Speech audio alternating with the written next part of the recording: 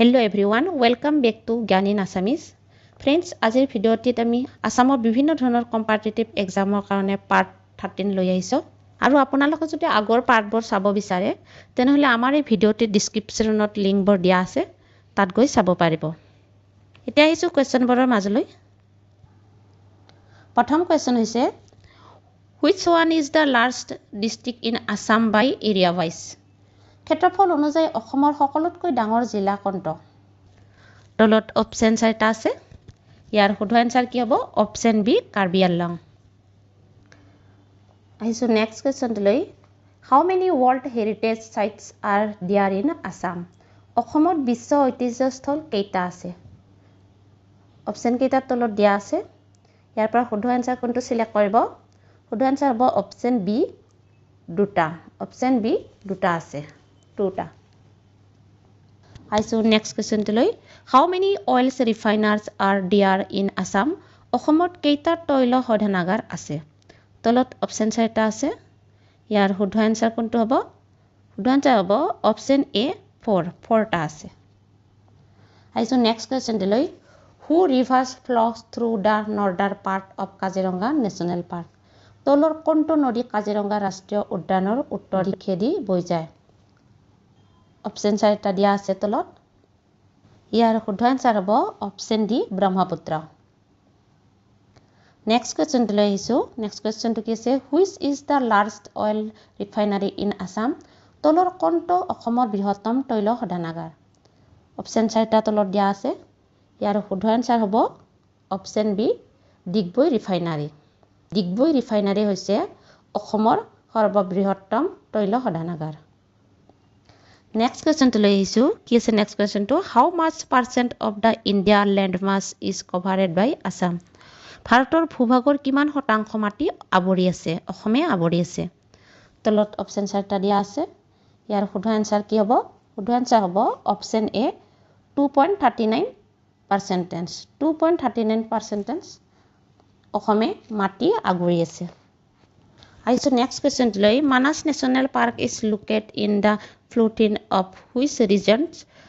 মানাস ৰাষ্ট্ৰীয় উদ্যান কোনটো অঞ্চলৰ পাদদেশত অৱস্থিত? তলত অপচন চাৰিটা দিয়া আছে। ইয়াৰ শুদ্ধ আনসাৰ হ'ব অপচন চি ভূটান। ভূটান হৈছে ইয়াৰ শুদ্ধ আনসাৰ। নেক্সট কোৱেশ্চনটো লৈ আহিছো। The Manas regions was separated from the Bengal presidency as north east frontier in the year? Assam এলেকাক কেতিয়া উত্তৰ পূৰ্বাঞ্চল সীমান্ত ৰূপে বেংগল প্ৰেচিডেন্সিৰ পৰা বেলেগ কৰা হৈছিল?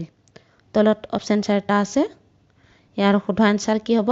শুদ্ধ আনসাৰ হ'ব অপচন এ 1874। 1874 হৈছে ইয়াৰ শুদ্ধ আনসাৰ। আহিছো নেক্সট কোৱেশ্চনটোলৈ। কি আছে? Which national park is Assam is the largest? অসমৰ সৰ্ববৃহৎ ৰাষ্ট্ৰীয় উদ্যানখনৰ নাম কি? তলত অপচন চাৰিটা দিয়া আছে। ইয়াৰ শুদ্ধ আনসাৰ কি হ'ব? Option B Manas. নেক্সট কুৱেশ্যনটোলৈ আহিছো। নেক্সট কুৱেশ্যনটো কি আছে? Which is the first national park in Assam? অসমৰ প্ৰথম ৰাষ্ট্ৰীয় উদ্যান কোনটো? অপচন চাৰিটা দিয়া আছে তলত। ইয়াৰ শুদ্ধ আনসাৰ কোনটো হ'ব? শুদ্ধ আনসাৰ হ'ব অপচন ডি কাজিৰঙা। কাজিৰঙা হৈছে অসমৰ প্ৰথম ৰাষ্ট্ৰীয় উদ্যান। নেক্সট কুৱেশ্যনটোলৈ আহিছো। In term of area the smallest district of Assam is?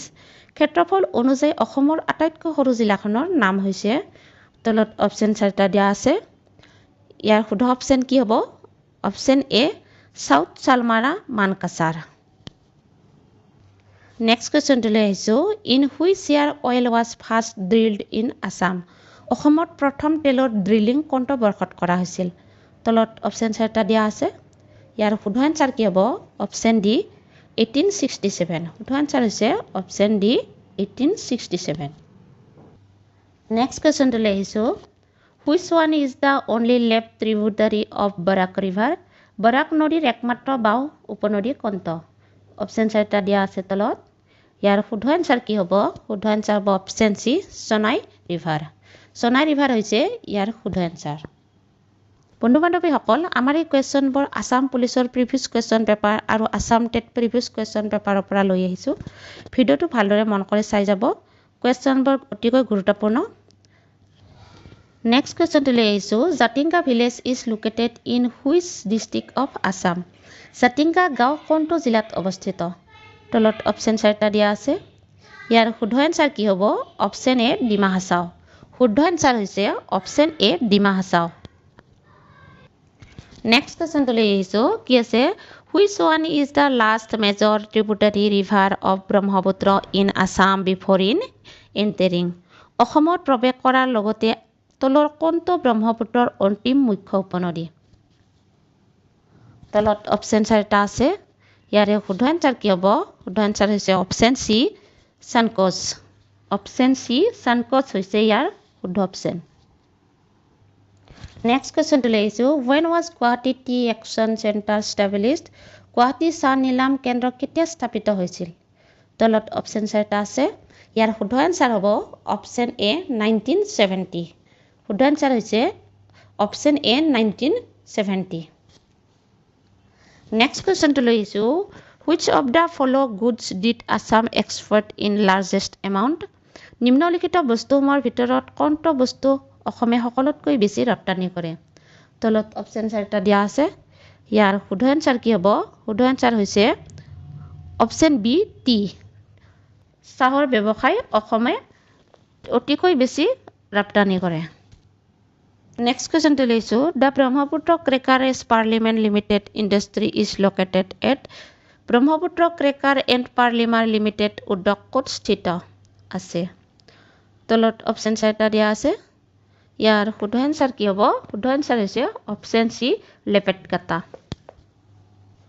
Next কুৱেশ্যনটো লৈ আহিছোঁ in term of GDP the rank of Assam in India is GDP মতে ভাৰতৰ ভিতৰত অসমৰ স্থান ক'ত অপশ্যন 4টা তলত দিয়া আছে ইয়াৰ শুদ্ধ এনসাৰটো কি হ'ব শুদ্ধ এনসাৰটো হৈছে option B railway sport club option B railway sport club next কুৱেশ্যনটো লৈ আহিছোঁ কি আছে নেক্সট কুৱেশ্যনটো the terracotta industry is locate in terracotta উদ্যোগ কোনটো ঠাইত অৱস্থিত তলত অপশ্যন 4টা দিয়া আছে ইয়াৰ শুদ্ধ এনসাৰ হৈছে অপশ্যন এ ধুবুৰীত টেৰাকোটা উদ্যোগ অৱস্থিত নেক্সট কুৱেশ্যনটো লৈ আহিছোঁ নেক্সট কুৱেশ্যনটো কি আছে Assam was the rank in the production of crude oil in India ভাৰতত খাৰুৱা তেলৰ উৎপাদন অসমৰ ৰেংক অনুযায়ী কিমান নম্বৰত আছে তলত অপশ্যন 4টা দিয়া আছে ইয়াৰ শুদ্ধ এনসাৰ হ'ব থাৰ্ড অপশ্যন বি থাৰ্ড নম্বৰত আছে নেক্সট কুৱেশ্যনটো আছে কি আছে the Assam silk industry in mainly centred in অসমৰ ৰেচম উদ্যোগ মুখ্য ৰূপত কোনটো ঠাইত কেন্দ্ৰিত তলত অপশ্যন 4টা আছে ইয়াৰ শুদ্ধ এনসাৰ হৈছে অপশ্যন ডি শুৱালকুছি হৈছে অসমৰ ৰেচম উদ্যোগৰ মুখ্য কেন্দ্ৰ নেক্সট কুৱেশ্যনটো লৈ আহিছোঁ কি আছে in which state rank 1 east natural gas production in India ভাৰতত প্ৰাকৃতিক গেছ উৎপাদন কোনটো ৰাজ্যত প্ৰথম স্থানত আছে তলত অপশ্যন 4টা দিয়া আছে ইয়াৰ শুদ্ধ এনসাৰ হ'ব অপশ্যন এ আছাম হৈছে ভাৰতৰ প্ৰাকৃতিক গেছ উৎপাদনত প্ৰথম স্থানত আছে অসম নেক্সট কুৱেশ্যনটো লৈ আহিছোঁ the first sugar mill in Assam was established in অসমত প্ৰথম চেনি মিল ক'ত স্থাপিত কৰা হৈছিল অপশ্যন 4টা তলত দিয়া আছে ইয়াৰ শুদ্ধ এনসাৰ হৈছে